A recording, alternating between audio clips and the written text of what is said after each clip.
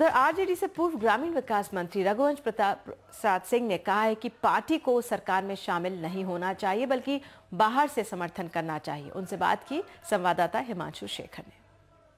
RJD सरकार में शामिल होगी या नहीं, इस पर रहस्य अब भी बना हुआ है। इस अहम सवाल पर चर्चा के लिए मेरे साथ हैं आरजेडी नेता रघुवंश प्रसाद सिंह। रघुवंश जी, अभी जो राजनीतिक परिस्थिति है, क्या इसमें आरजेडी को शामिल होना चाहिए सरकार में?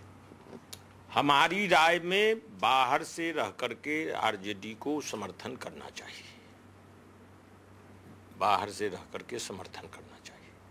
जी, लालू जी ने कहा है कि बिना शर्त हम समर्थन देने के लिए तैयार हैं, लेकिन कहीं ना कहीं एक चुप्पी दिखाई देती है कांग्रेस की तरफ से भी और आरजेडी की तरफ से भी कि क्या आरजेडी सरकार में शामिल होगी या नहीं होगी।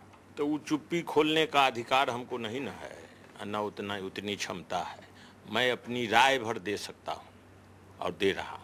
जी, यानी आप इस पक्ष के हैं कि आरजेडी को सरकार में शामिल नहीं होना चाहिए?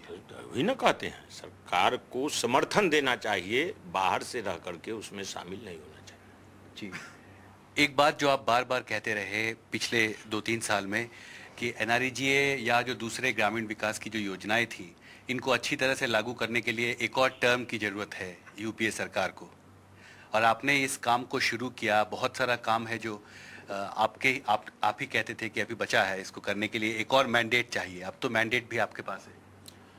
हाँ, तो उस समय हमारा इरादा था और हमारा संकल्प था कि जो काम शुरू हुआ उसको पूरा होना चाहिए। आधा अधूरा कुछ रह गया था तो और लोग पूरा करेंगे, हम देखेंगे और हम राय देंगे उसमें, और उसमें हम जोर लगावेंगे कि वो पूरा हो जाए।